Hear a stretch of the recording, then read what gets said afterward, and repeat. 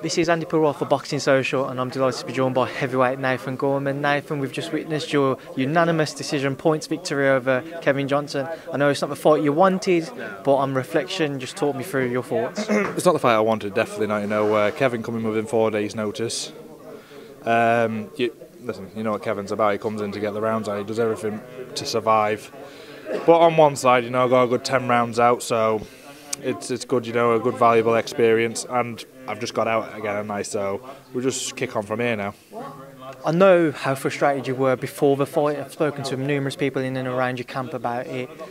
When you was going in with Kevin, was there ever that little bit of you just thought, I just want to really put it on him, but you knew that he did possess that little bit of power, which could have been dangerous to do so?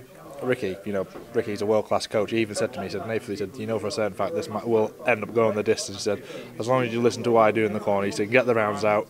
He said, just do you. He said, just keep listening in the corner, which I've done everything. He said, I done, and we got the rounds out. I was very frustrated, you know what I mean. I had someone, Milando, completely opposite to Kevin Johnson, you know what I mean, comes for a fight, so it'd have been more interesting, you know what I mean, someone who had proper preparation for, 6 weeks in advance, and I had Kevin Johnson in 4 days, so it's very hard to get a game plan, with someone like that.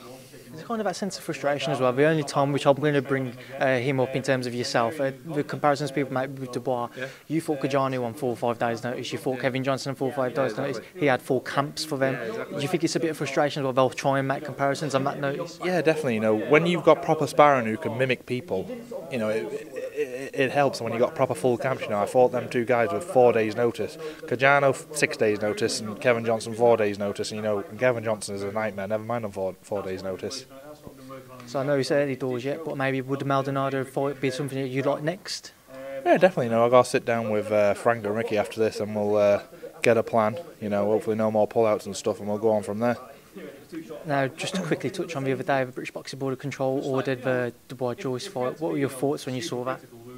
I was very surprised. I thought they was going to mandate me and Daniel, to be fair, but I think Joyce beats him every day of the week, to be fair, in my opinion. Too much of a man for him. Would that fight, if that was to happen, kind of deny the opportunity for yourself and Daniel to meet at the end of the year as planned? You don't know. Apparently I've been told end of the year, for me and Daniel, but time will tell, won't it? And your mate Tommy Fury, who's just having his interviews as well, picked up a first-round stoppage victory. What did you make of it? Yeah, Tommy done extremely well. Listen, that fella who he fought, very experienced person. Within 24 hours' notice, Tommy was meant to be fighting someone a lot smaller, and he ended up getting someone 6'3" in the air. Tommy can punch, you know what I mean? Very, very strong lad, and he grafts every day in the gym. And it come to show tonight, didn't he? You let one punch go, minute it landed. Where did he end up?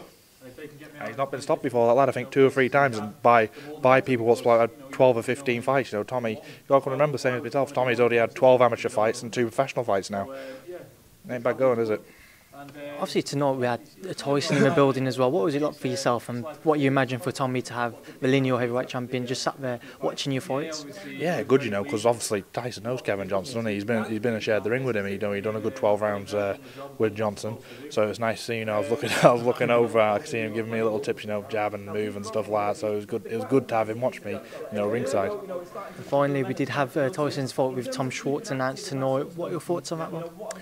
Tom Schwarz, a very, very, very good fight. Top 5 in the WBO, a dangerous fight. I think it's a fight what Tyson deserves to have. He only had 2 comeback fights, and he ended up fighting Deontay Wilder, the most dangerous heavyweight on the planet. So these are the fights you need, to get that ring sharpness back.